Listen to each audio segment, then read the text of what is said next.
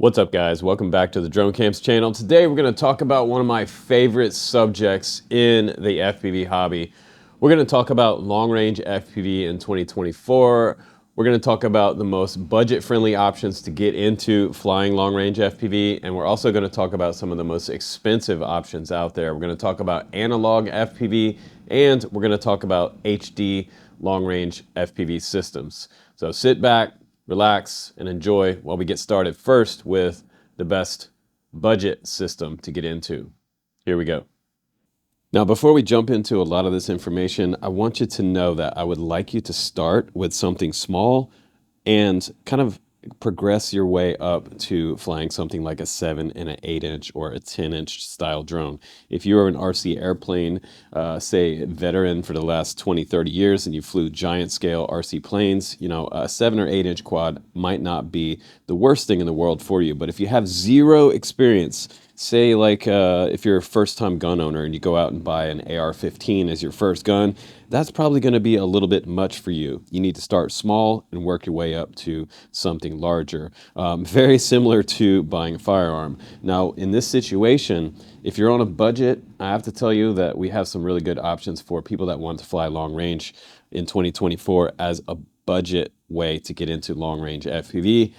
What I am doing right now is I am moving towards using ELRS more and more. And I know we have a huge crowd following of ELRS now. It seems like we have more ELRS people on the channel than we do Crossfire these days.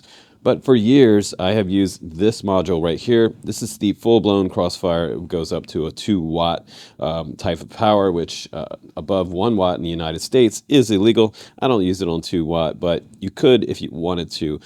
You also need a ham, a radio operator's license to be above 25 milliwatts. So yeah, there's also that caveat. But if you want to do it cheaply, I recommend absolutely hands down my favorite module right now that I have been using with my long range quads is the Radio Master Bandit. I use it with my Radio Master Boxer, and this radio was Radio of the Year last year because of its mid-size format. It's JR module bay in the back, which accepts pretty much any module out there you want to add at that size. You can also use converters to convert them down to micro, but why would you when you could get the full-blown version of something like the 915 megahertz Bandit, which with this antenna right here is going to get you about 8 times the distance you would with a typical antenna. Now, the best option for you out there, if you're looking for a large scale size drone, you're not looking for something like a Cinelifter. A Cinelifter is a much larger style quad with the same size props, 8-inch to 10-inch props with upper and lower motors usually in that configuration for heavy lifting. If you're not trying to fly cinema, a huge cinema camera, something like a Blackmagic Pocket Cam or something larger, you just need something that will fly long range and give you the longest flight time. I'm going to recommend the Mark IV LR8. This quad right here, we did a full review on this one a while back, but this is the most budget-friendly, cheapest way to get into long range right now that has actual quality components on here. I mean, this quad is cheaper than the Darwin FPV 8-inch offering and 9-inch offering. So it's kind of amazing that this can be a cheaper entry into long range than what Darwin FPV has to offer. Because for years, Darwin FPV has made some super cheap stuff. And for some unknown reason, they didn't send us their recent Cinewhoop, which is kind of a shame because they do have some pretty cheap Cinewhoops that are great entry-level filming rigs. But this one is the Mark IV, again, the LR8. It does have extra large unbranded motors on here, 8-inch props. It has a long body design, which is what we call the truck bed for a giant battery on top, has a GoPro mount in the front, and it comes with a Cadex FPV camera in the front, which is analog. But the sweet and secret sauce about this quad, it does have a Geprc F4 flight controller with enough support on here for it flying a 6S Lion pack, which I'm going to show you next. But on the very back of this quad, we have up to 2 watts on that VTX. This VTX in the back is no joke. We talked about these large-scale VTXs, and there's also another one that Geprc has that just came out that will get you even further than this one. It also has a built-in fan. This one has no built-in fan. It does have dual heat sinks on here, which is pretty nice for keeping the quad video system cool while you're flying at long range distances in the hotter temperatures. In the winter, it's not such a big deal. The only thing you're kind of up against in the winter is actually going up against moisture, and at a distance, signal is deflected in very moist environments, and sometimes that can also cause RC link breakup or analog FPV system breakup. So depending on how much fog there is out there, yeah, that'll also cause a problem too, because there's a ton of moisture in the air. But I think for $259, that entry point level is insane. I have to tell you though, $259 is the drone and receiver only. If you want to have the entire package, of course, you're going to need a radio, you're going to need a module, you're going to need a type of battery that you can fly on this quad, and you're also going to need your FPV goggles. So, you know, your real entry point into long-range FPV is still going to be around, maybe around $1,000. You might be able to do it a little cheaper depending on which kind of FPV goggles you get, but we'll talk about that next. But first we need to talk batteries, because if you're gonna fly long range, you need a good battery on your quad that you can rely on. And if you buy some cheaper ones, or you can also make your own if you have a spot welder.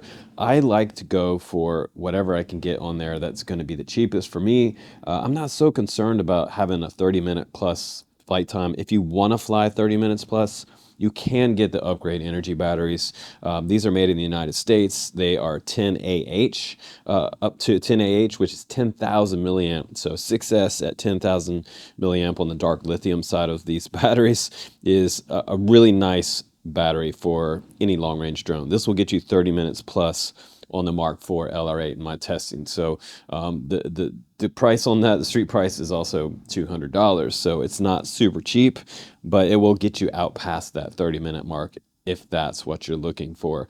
Now, if you want a more budget-friendly battery, but you want really nice, solid construction and quality inside the United States, we have Lumineer. Lumineer makes the NAV series lithium-ion batteries, and this is a 6S, 6,000 milliamp that can get me up to 26 minutes flight time on my Mark IV LR8. And this battery comes in around $150, which is much cheaper than one of the upgrade energy batteries. And I can call these people on the phone and talk to an actual person on the phone, which is also great. They have great support at Lumineer at Get FPV. I'll put a link down below for one of these batteries if you want to try one out. I think it's worth it. And another advantage of flying long-range analog FPV is that the goggles are much cheaper than the DJI goggles. The DJI goggles are going to cost you $500 to $600 for that HD type of setup. It is superior to analog in my opinion. It looks much nicer, but if you're on a budget, again, these options are going to be quite a bit cheaper. You can get into analog FPV for, you can get a pair of Fat Shark Recons for super cheap. They are box style goggles. These are binocular style goggles, and the SkyZone O3Os right here, I've had these for about 6 to 7 years now, and they have a great DVR. They are a 16:9 ratio. They are beautiful, and you can fly long range with these. And what it comes down to, if you want to fly long range with analog and you don't want to build a ground station and all that, some of you guys don't even know what a ground station is, but essentially it's an extra receiver going to your goggles that is built onto a tripod. So you can get out at super long range. We're talking like 50 kilometers plus on that type of setup. If you're not trying to fly 50 kilometers plus, it's likely that you have a very large quad if you're flying that far. But for most of us ordinary people, we just use a set of goggles, and that's completely fine. What you have to understand about long-range FPV is it's not about so much your ground station as it is where you are positioning yourself to fly. Sometimes people fly from the bottom of the mountain to the top of the mountain. That's okay, but you don't want to go behind rock faces or cliffs or things like that.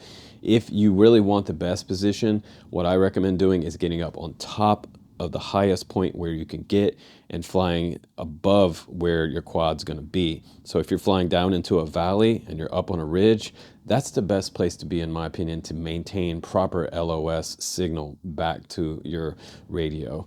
Very important from the quad to the radio that you have a complete line of sight, but because when you do dip behind things, we worry about things like penetration.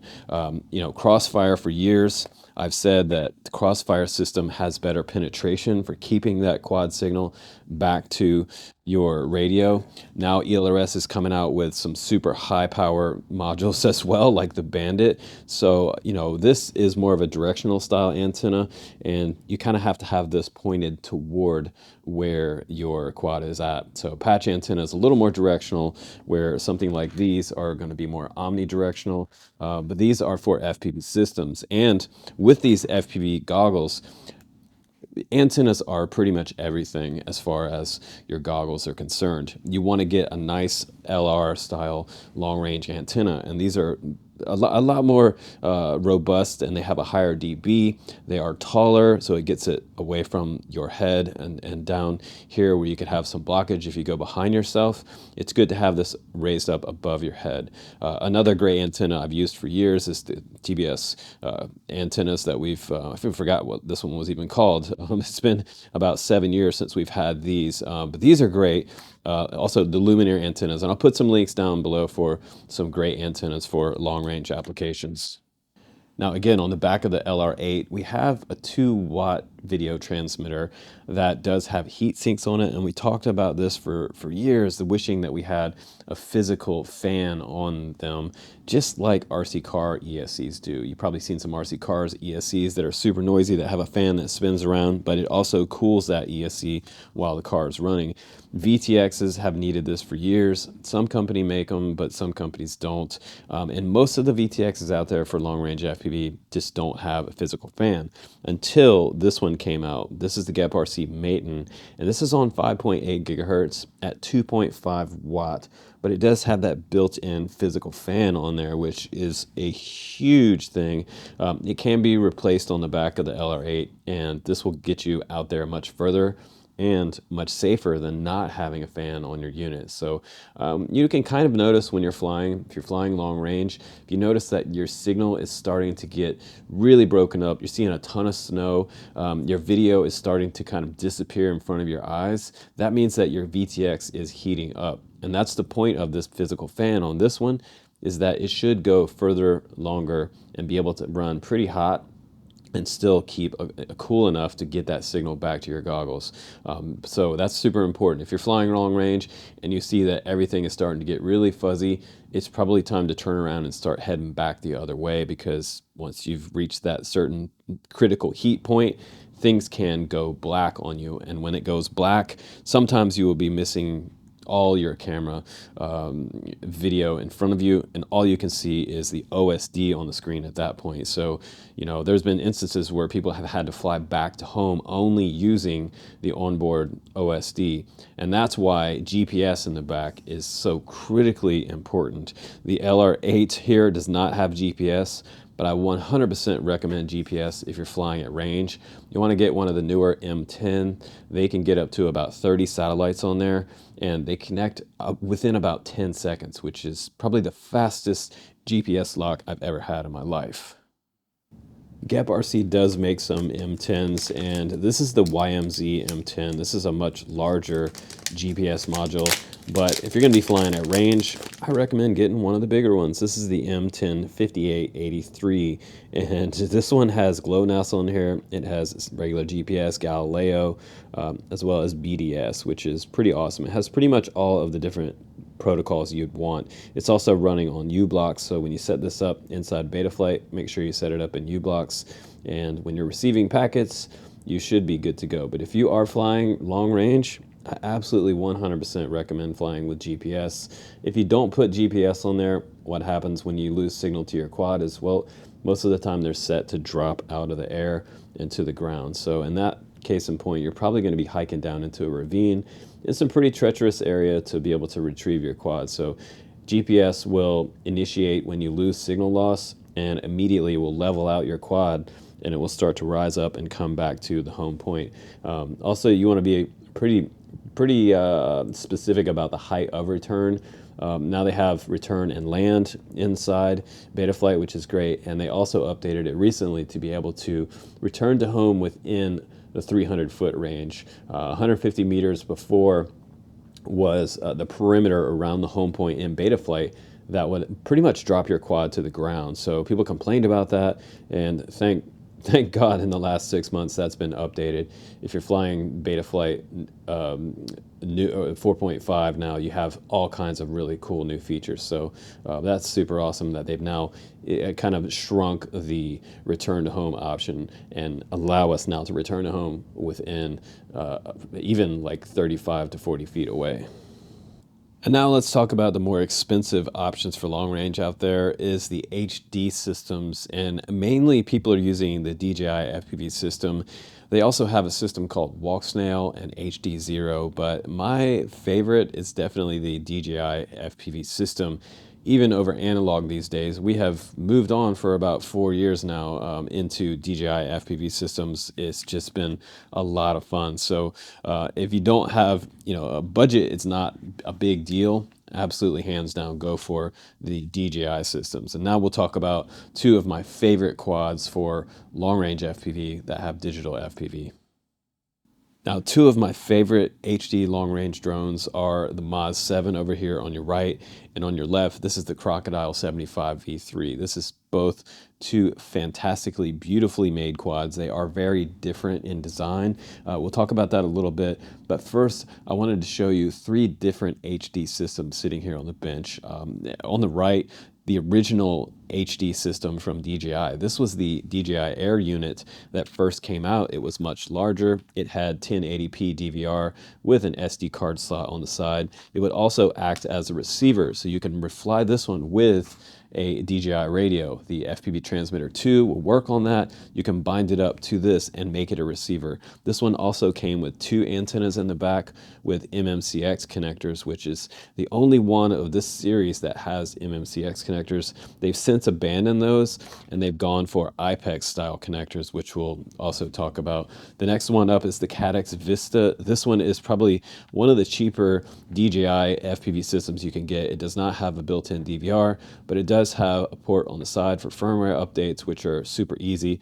But this one's a singular antenna with an IPEX connector, so that makes it a little bit different of an animal than the Air unit. I was also flying both of these in comparison years ago. I do like this original camera that DJI released. This is a great one. Since then, Cadex has also come up with some great cameras, and this is the RunCam. I can't really see it, but this was the Phoenix HD. So RunCam and Cadex both making HD cameras, which are really much nicer cameras, in my opinion, than some of the DJI cameras, which, in case in point, the brand new Walksnail system. And speaking of Walksnail, this is the AVATA. They also have a 4K version of this, like DJI's O3 that we're going to talk about in a minute, but this one is the first original AVATA that came out. This is only an HD VTX. It is pretty light and has a little bit larger footprint than your Cadex Vista over here, but it also has a 20 by 20 mounting point, and people are getting some pretty good range out of this Walksnail system, and upwards of 30 kilometers plus. So long range is also an option with Walksnail. It's just a different system. They have some Goggles V1 that you can get for those systems, and they also have Goggles X. And now let's talk about the DJI O3 system on the Crocodile75 V3. This quad right here made the 7-inch long-range drone of the year. Last year, it is in the 7-inch category, but it actually has 7.5-inch props on here. It is not 8-inch, but what's the big difference in 7.5 and 8? There really is not a huge difference, so it really doesn't make a difference. Some people say you can get a little bit longer flight time out of the 8s because they are larger, and the bigger they are, the bigger batteries you can put on them. But in this instance, this particular quad has been designed to be ultra lightweight, and shaving all that weight off there allows us to use a lower throttle, minimum throttle, to keep the nose up for the longest flight time. So that's a huge advantage. We also don't have to run a GoPro on the front of here. It does come with a GoPro attachment on the front. Put a full-size GoPro on there if you want, but it's not really needed because in the very back of this quad, we have the DJI O3 system, which is completely encased in side skirts. Side skirts got super popular with the Nazgul series, Nazgul Evoke series in 2023. So, at this point, Geprc and a lot of the other companies are doing these side skirts. It just keeps sticks and branches and things out of here when you do crash. If you crash, you're going to have less likely damage to the flight controller and the internal components of this drone. Now, in the very front of it, TPU starts at the front arms here. This is the dead cat design, which doesn't have props in view, which is also great for professional filming. But the TPU front on this gives it a better impact point for taking some impacts on a frontal crash. So that's a good thing, that you don't have a ton of carbon up front right here. So it makes it more durable for crashes that are inevitably going to happen. And in the back, you also see more TPU back here with this kind of angled XT60 connector back here. And I've talked about this before, and they've since then stopped kind of doing this trend. They've started bringing it back more vertical and also recessing it in the back of this frame, which, you know, also works quite good. But having it too much tilt. We talked about the Chimera before. The Chimera even has more tilt in the back, and it forces the battery. If you have a short battery cable, it forces the battery back on the frame, and that's not good if you're running something like the DJI O3. You want this battery to be right at the center of gravity of the quad while you're flying it, so you don't have any problems with your flight controller or things malfunctioning past the threshold of that flight controller. So very important to have everything centered out on your quad. Now this one also had, you know, not my greatest type of antenna setup on the back. It does have vertical style antenna, one up, one down here, and the TPU mount with the M10 GPS. All of the new Crocodile75 V3s have been upgraded with M10 GPS on board, ready to go.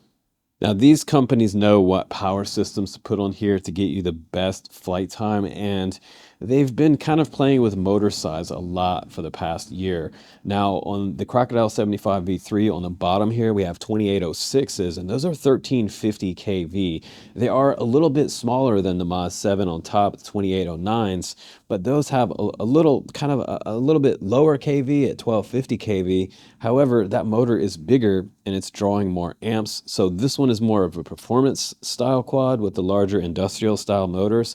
It can do a little bit more lifting. It's a little bit more of a compact size frame, and it does have the side to side antennas, which I prefer instead of the under and over. But this Crocodile75 V3, even though it has a little higher kV at 1350 kV, it has 2806s on here, and that actually gets us a little bit longer flight time with the lighter body design over the Moz7.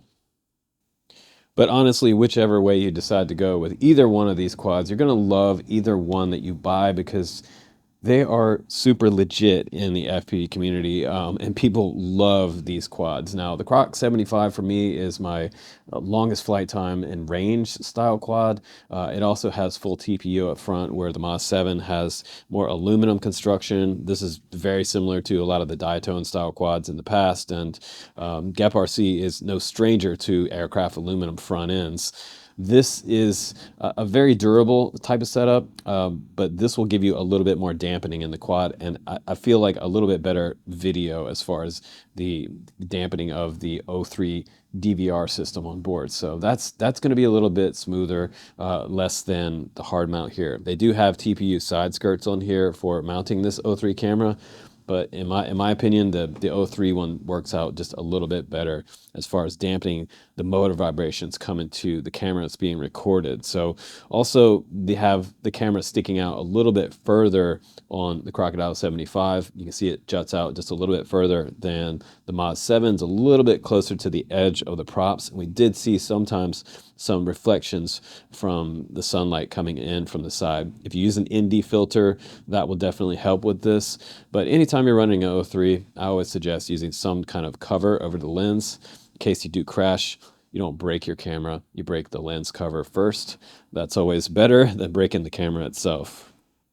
So at the end of the day, it really comes down to budget, how much money you can spend, and that you've already done your previous FPV training before you start trying to fly distance. You really have to understand a lot about weather, and you have to understand your radio link system, your ELRS or your TBS crossfire, and really what you can get away with when you're flying at range and having things in between you and the quad. It's very important to kind of learn that. So and that's not something that you're going to know by flying a simulator. You're going to have to go out there and do it yourself and experience what long range is all about as far as keeping signal to the quad. And again, like, I don't recommend that anybody goes out there and tries to fly long range without GPS on board. You know, I was shocked and amazed that when the Mark IV LR8 came out over here for $259, that's a crazy cheap amount of money to be able to get into flying a long range, especially at an 8-inch size quad. I mean, this frame is completely stripped down. It is a very bare bones style frame. It's almost like a 2015 style frame.